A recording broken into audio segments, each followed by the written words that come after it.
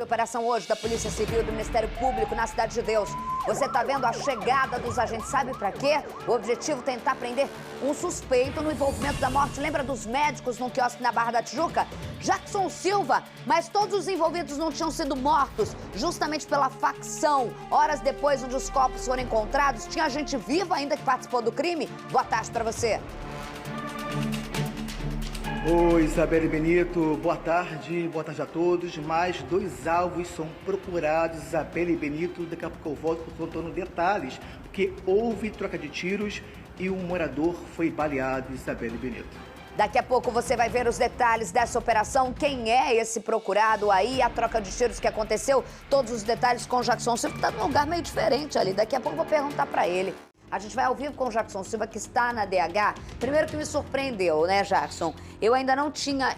A minha imaginação fica nessa história pensando sempre no depois. Foi aquela a comoção toda, a morte do aí, ó. Eles confundiram, acharam que era um miliciano que mora e frequenta ali. Depois se descobriu que parecia... que um médico parecia muito com o miliciano, tinha uma informação errada, ou seja, foi uma lambança toda que não foi perdoada pelo tráfico. Que queria a morte desse miliciano. Horas depois, a própria DH, se não me engano, encontrou um carro que estavam com os corpos que seriam dos envolvidos dessa imagem que a gente está vendo agora. Mas hoje tem uma operação porque teria um elemento solto. A polícia está à caça de uma pessoa que seria o grande mentor mesmo dessa história. Quem é? Boa tarde para você.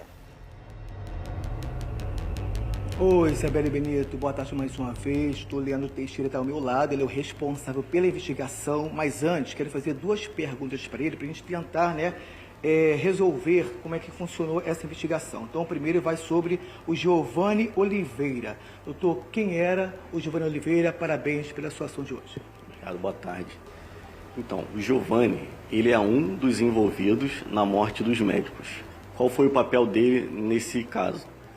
O Giovanni, ele foi à frente do carro dos executores para ver se tinha polícia ou algum outro perigo que dificultasse a ação ou que impedisse a ação. Ele não foi o mentor, ele foi o batedor nesse caso. Ou seja, ele foi antes para verificar o alvo, para depois ter a execução. Exatamente. No decorrer da investigação, a gente conseguiu identificar ele e identificar outros serviços que ele fazia para o grupo. Sempre de moto, fazendo abastecimento de drogas, levando armas, buscando armas da Penha para cá, para o Gardênia, esse tipo de serviço. No caso dos médicos especificamente, ele foi à frente do carro dos executores para apontar a localização e saber se tinha algum perigo que impossibilitasse a execução do crime. Perfeito. Agora vamos falar sobre o Maxwell Marques. Quem era esse traficante? Olha, quem é? Então, o Maxão é um outro membro da autodenominada equipe Sombra, que é liderada pelo BMW.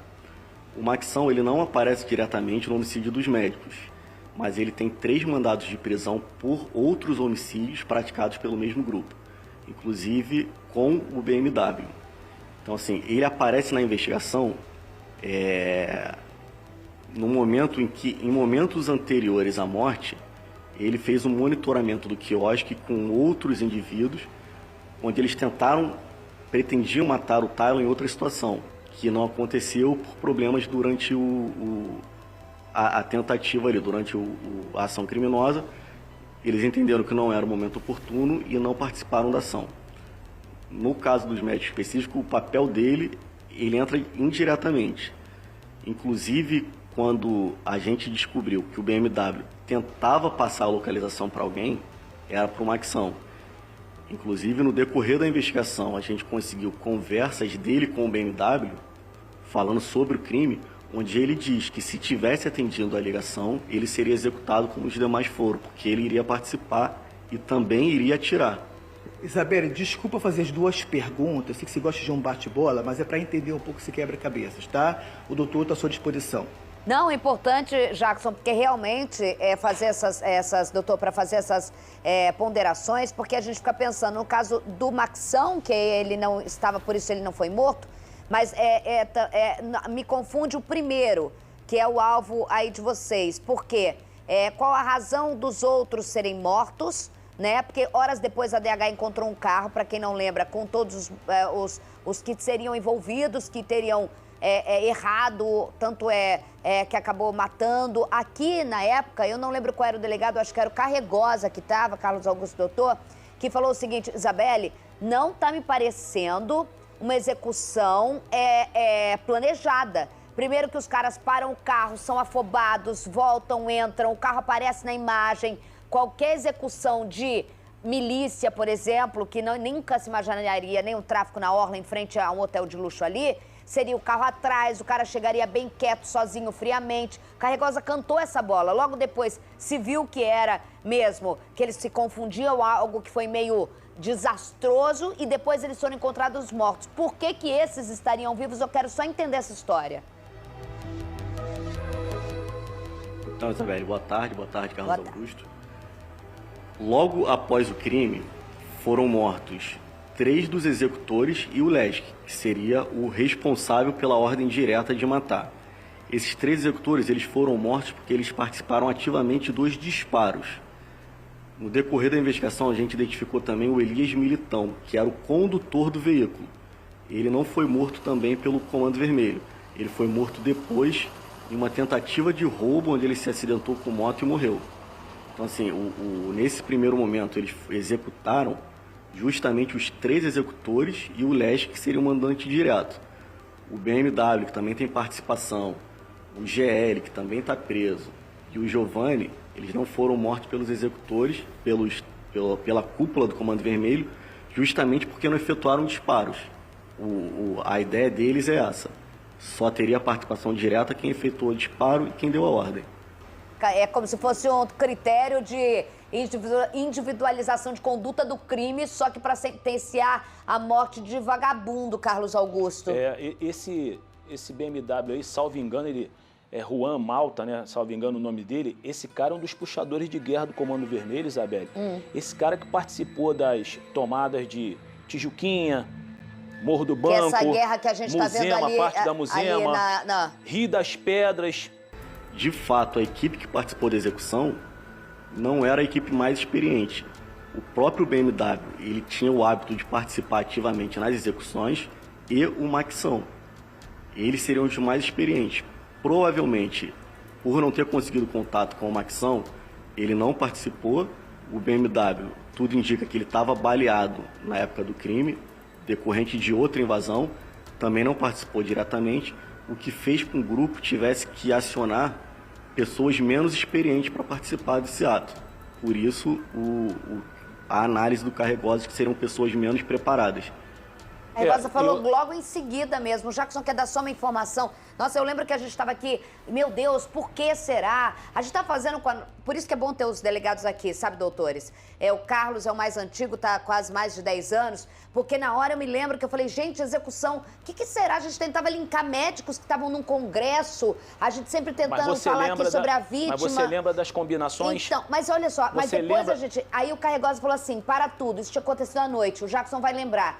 O Carregosa olhou e falou, peraí, eu ouvi essa imagem. Gente, calma, eu trabalhei antes na DH, eu vou falar pra vocês, isso daí não me parece profissional. O carro aparecendo, os caras atrapalhados, um médico levanta, o outro começa a entrar no carro, volta, o carro anda. Então, assim, logo depois veio essa informação. Antes de você falar, Jackson quer dar uma informação, diga. Isabelle, só contextualizando então, os bandidos confundiram, tá, o Tálio Alcântara com um chefe da milícia, né? O Tálio Alcântara já é um miliciano, né? Confundiram um dos médicos com o Tálio Alcântara, que é apontado como chefe da milícia de Rio das Pedras. Por isso teve essa confusão e mataram os 3 médicos e um conseguiu sobreviver. E que combinação que você está falando? Esse miliciano... Esse é o que foi solto, que seria o alvo. Ele praticamente era um sósia do médico que estava sentado. Esse é o primeiro fato. Sósia. Se você olhar a foto do médico, a foto dele, você vai falar que é a mesma pessoa. Todos os médicos parecidos, na verdade. O miliciano, o médico deu azar, o miliciano mora ali em frente quase. Eu lembro. Sim, das coincidências. Terceiro, o miliciano foi solto uma semana antes da execução. Porque o pessoal falou, meu irmão, se liga. E voltou a frequentar o quiosque naquele horário. E o BMW tentando tomar Rio das Pedras. Se liga que o cara foi solto. Ou seja, se ele soltou uma semana depois, falou, meu irmão, olha de novo que o cara tá preso. Então foram várias combinações que infelizmente... Coincidência, você quer dizer que infelizmente terminou com a morte dos... Olha... Aí entendi agora, eu tava pensando em outra combinação. Falando nisso, doutor, se eu não me engano, me corrija o Jackson, que também tá em memória, no caso, teriam também, o miliciano voltou uma semana antes, estaria frequentando de novo o quiosque em frente à casa dele. E eu estou errada ou se eu não me lembro? Esses dois que eles pareciam. Aí, ó. Olha só, imagem. o médico miliciano. Pô, parece aí, o cara, meu irmão. Então. Olha o cabelo, olha o cabelo idêntico, E eu acho que tinha cara. mais uma coincidência triste nessa história. A questão era o seguinte, que se eu não me engano, um pouco mais cedo, tinha alguém alguém passou e viu, porque parece que o miliciano tinha... estava morava um ali. pouco mais cedo naquele quiosque, não foi, gente? Não, Isabel, ele morava ali. Não, morava não, mas ele voltou ele saiu uma semana. Ele voltou a frequentar. E aí ele voltou a frequentar e parece que nesse dia alguém tinha passado, um informante, e ele estava mesmo, mas ele teria ido embora e infelizmente os médicos resolveram descer após o congresso, após o jantar, para tomar só uma cerveja no quiosque. Se eu não me engano, o miliciano chegou a estar nesse dia aí, não foi? Então, a gente não conseguiu confirmar que ele estava no dia. Segundo ele, em depoimento, ele falou que ele não estava e que ele não estava mais frequentando aquele ponto. Mas era um lugar em que ele historicamente frequentava e o endereço dele, na verdade, é o endereço do pai dele. É bem naquele ponto ao lado do hotel. Doutor, só contextualizando também, ele era muito parecido também com o médico que foi vítima, né? Exatamente. A aparência física e a descrição é bastante semelhante. Pode levar qualquer um que não tenha o contato diário a confundir. Agora, Isabelle, a gente falou sobre a execução desses bandidos, né? Entre eles o Lesk também, que era da milícia, depois se bandiou para o tráfico de drogas. Quem mandou executar? Edgar Alves de Andrade, o Doca ou Urso da Penha? Você falou isso em primeira mão, lembra disso, Isabelle? Sim, a gente falou sobre isso, a gente mostrou depois a movimentação, a gente vai lembrando aqui, relembrando os casos. Aí então a polícia continua nessa operação. Doutor, obrigada. Daqui a pouco tem reportagem do Jackson, ele volta atualizando as informações pra gente. Daqui a pouco você volta, Jack. Fala, quer uma última informação? Diga. É só uma observação. Sim, é que temos 5 mandados de prisão. O doutor vai descrever quem são essas pessoas, doutor, por gentileza. Então, a investigação dos médicos, foram 5 denunciados pelo Ministério Público, foram indiciados pela Polícia Civil e denunciados pelo Ministério Público. Foram o Doca, o Gadernal, o BMW, o GL, que está preso, e o Giovanni. Eles entram num contexto que vem desde o começo de 2023 e se estende até os dias de hoje. Como a região do Gardênia era dominada por várias milícias, uma milícia tomou tudo, e justamente a milícia do qual o Lesk fazia parte foi procurar o apoio para a retomada da região. Então ele conseguiu convencer o Doca com a proposta de tomada do Rio das Pedras, que é ali onde é digamos que a milícia mais tradicional do Rio de Janeiro, o berço da milícia, e isso gerou no Doca aquela vontade, aquela vaidade de tomar essa região.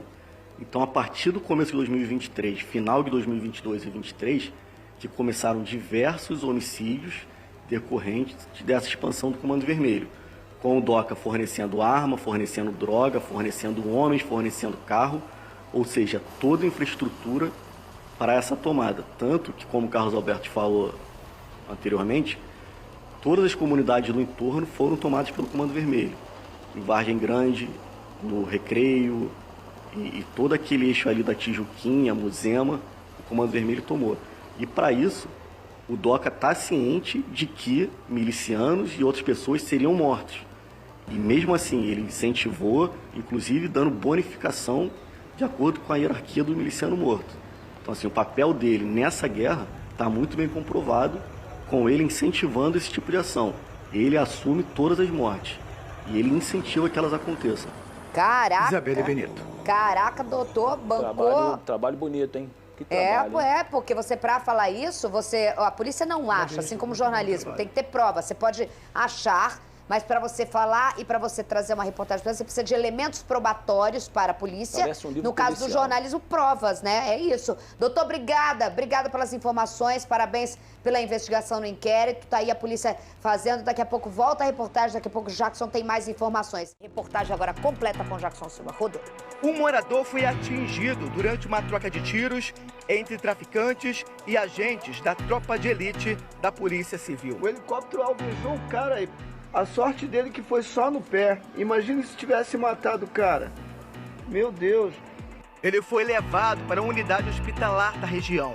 A ação aconteceu na manhã desta sexta-feira, na Cidade de Deus, zona oeste do Rio. Enquanto o helicóptero deu cobertura, os policiais avançavam com veículos blindados. Foi mais um capítulo da caça aos bandidos que mataram os ortopedistas na Barra da Tijuca, na zona oeste do Rio. O crime aconteceu em outubro de 2023, em um quiosque na Barra da Tijuca. Na ocasião, 3 médicos morreram e um conseguiu sobreviver. A polícia acredita que o ortopedista Perseu Ribeiro Almeida, de 33 anos, teria sido confundido com o principal alvo, Tálio de Alcântara Pereira Barbosa, de 26 anos. Ele foi preso no mesmo mês, acusado de fazer parte da milícia de Rio das Pedras, na mesma região. Um dia após o crime, foram encontrados 4 corpos, que, segundo investigações, seriam dos assassinos dos médicos. Entre os corpos estava o de Felipe Mota Pereira, o Lesque. De acordo com a polícia, todos faziam parte do Comando Vermelho. Lesque já fez parte da milícia, mas depois foi para o tráfico de drogas. A ordem para execução partiu do traficante Edgar Alves de Andrade, o DOCA ou Urso do Complexo da Penha, zona norte da cidade. A polícia também investiga Juan Breno Malta Ramos Rodrigues, de 32 anos, o BMW, como homem de confiança de DOCA. Nesta sexta-feira, a polícia procurou por 2 alvos que também participaram da morte dos médicos. Entre eles estavam Giovanni Oliveira Vieira e Maxwell Marques de Paula. Eles conseguiram escapar. O Giovanni, que foi o batedor da ação, ele foi na frente com uma moto para ver se tinha polícia ou algum outro perigo.